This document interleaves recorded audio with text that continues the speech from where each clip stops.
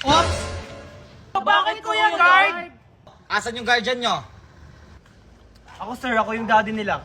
Ah, ganun ba sir? Asan yung asawa nyo? Bakit kailangan daw buong pamilya? Wala na kami, Mami! Tama na! Ano, papapasukin mo ba kami o hindi? Sige, pwede na kayo pumasok.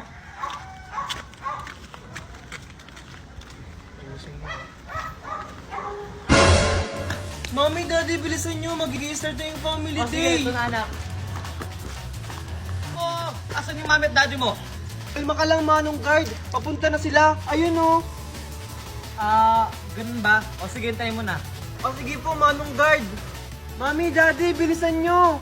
O anak, papunta na. Mali, bilisan mo. O sige, pwede na kayo pumasok. Thank you po, Manong Guard.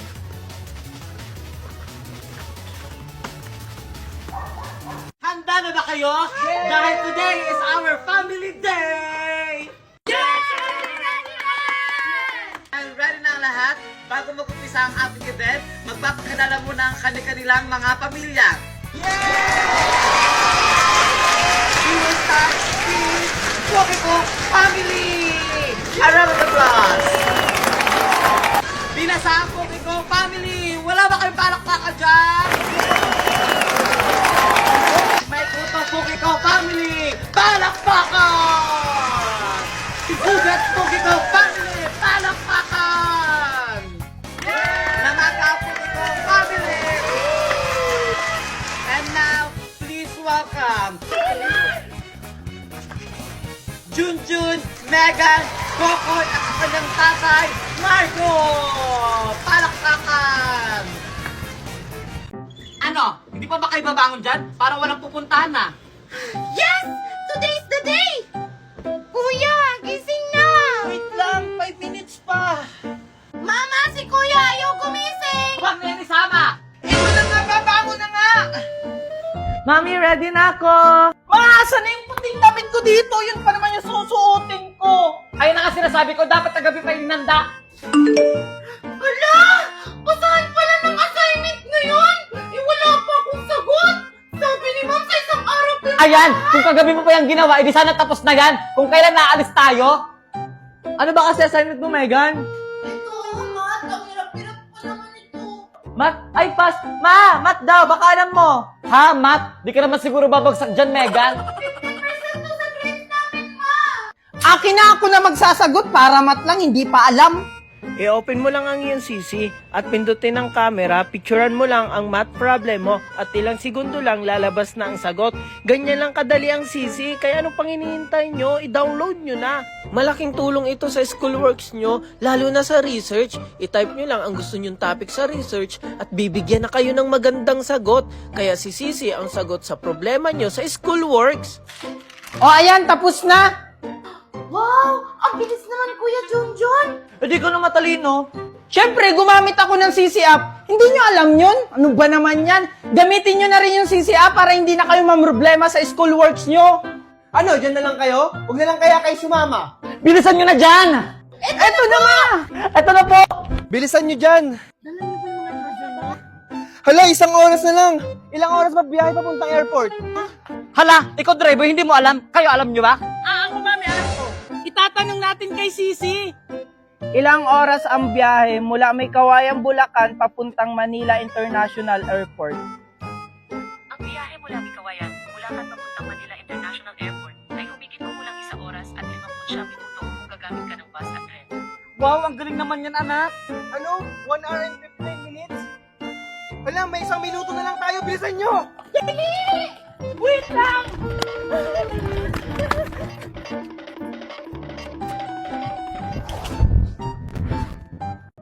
Junjun? Kokoy? Sige na, Daddy! Bitawan mo atake nga yung na! alak! Kailan pa kayo natutong magbisyo? Wala ka na dun paki, Daddy! Wala na namang kwenta yung pamilya natin eh! Bastos kang bata ka! Patayin mo na yan kaya ako, Daddy! Ano bang problema nyo? Nawala lang ang mami nyo, nagkakaganyan na kayo?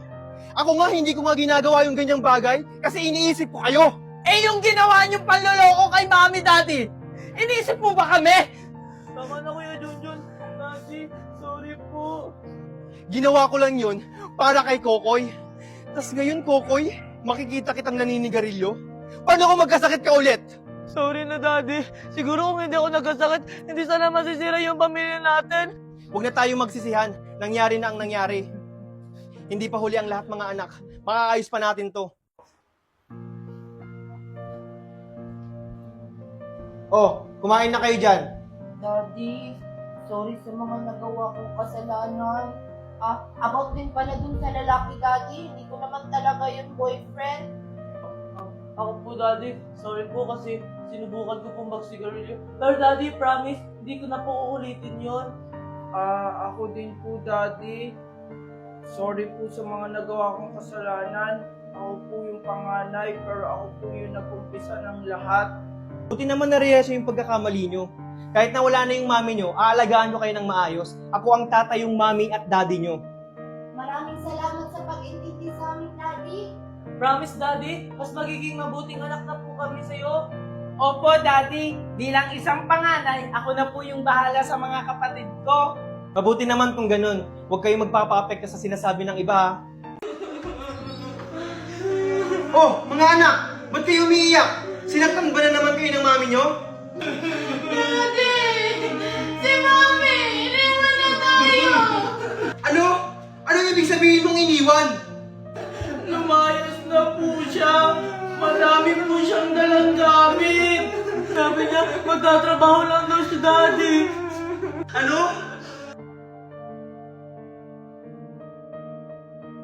Mga anak, dyan lang kayo. Hahanapin at kakausapin ko lang ang mami nyo. Tatagal po ba kayo dun, Daddy? Iiwan niyo rin po kami? Paano na kami? Siyempre naman hindi. Babalikan ko kayo, kakausapin ko lang yung mami nyo. Sige po.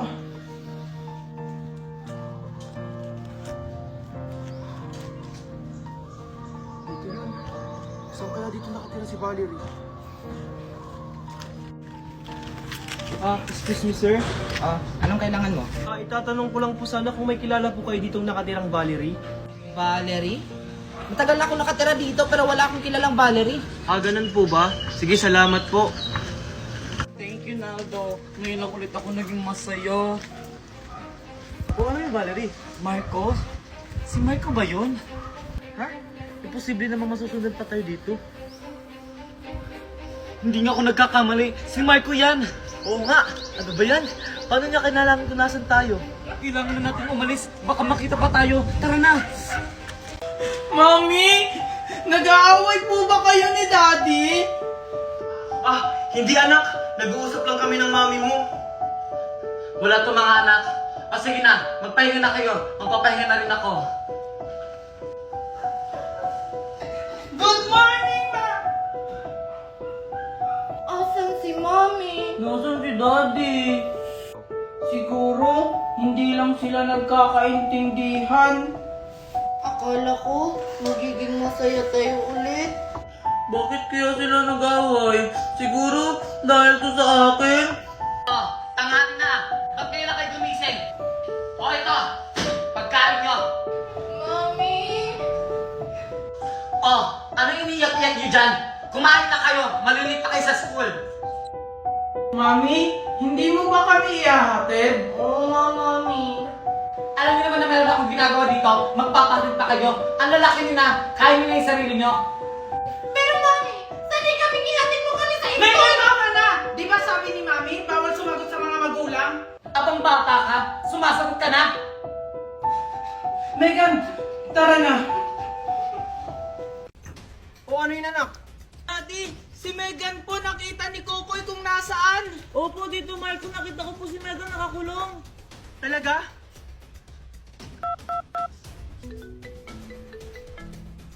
Hello, sir? Hello? May kailangan po ba kayo? Alam na namin kung nasan si Megan. Humanda na kayo. Okay, sige sir. Copy. Partner, nakahanap nila si Megan. Maghanda na kayo.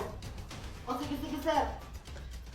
Junjun, Kokoy, huwag na kayong sumama para hindi na kayo mapahamak. Tito, paano niyo po malalaman kung nasan si Megan kung hindi niyo ako isasama? Oo nga pala. Sabihin mo na lang sa akin kung saan yung address. Alam niyo po ba yung lumang bahay doon sa kabilang barangay? Yung kinaaling banang? Doon po nila tinago si Megan. Okay, sige. Kokoy, Sundan natin sila. Oo, sige, Junjun.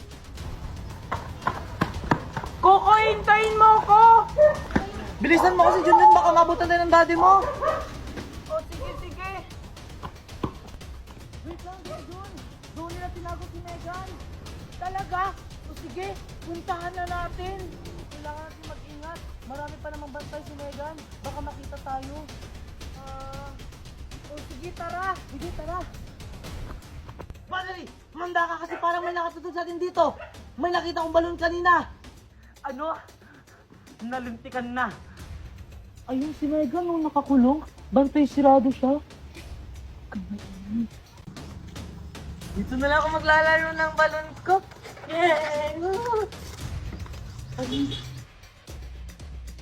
Ano na yung balon ko? Napunta sa kabilang bakod. Anong gagawin ko? Ayun, may daanan dun. May balon. Kanino kayang balon yan? Tulong! Nasaan kaya yung balon ko? Sino kaya sumisigaw na humingi ng tulong? Tulong! Si Megan yun ah. Dito pala nila tinago si Megan. Kailangan tumalaman ni Junjun at ni Tito Marco. Hoy, ano sinisigaw mo dito? Ang ingay mo, para ang aso. Tandaan mo, kahit sumigaw ka pa dyan, walang makakarinig sa'yo dito. Wala akong pakialam sa'yo!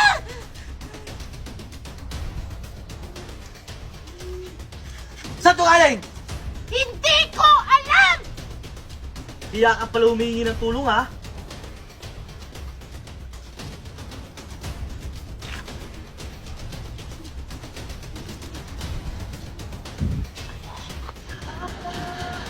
Tito Marco, Junjun. Tao po. Subukan lang nilang saktan yung anak ko.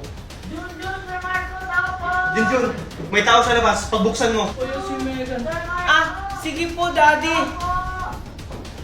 Si Coco yun ah. Sir Marco. Yun, Tito Marco. Sino yan? Kokoy? Junjun! Oh, Kokoy. Bakit iniingal ka at mukhang kinakabahan? Kasi nakita ko kung saan tinago si Megan. Talaga, Kokoy? Oo, kaya kailangan na agad tumawag ng pulis. O sige, sige. Daddy! Nanda kayo sa akin kapag nakalabas ako dito! Megan, Junjun, ito na yung bagong bahay natin. Wow! Ang ganda, Papa! Ang laki-laki! Simula ngayon, Junjun, daddy na ang tawag mo sa akin, okay? Okay, Daddy. Thank you, Daddy! Ang ganda-ganda ng bahay natin!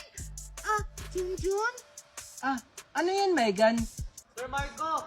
Oh, mga anak, maiwan ko muna kayo dito ah. Tinatawag na ako ng abogado natin.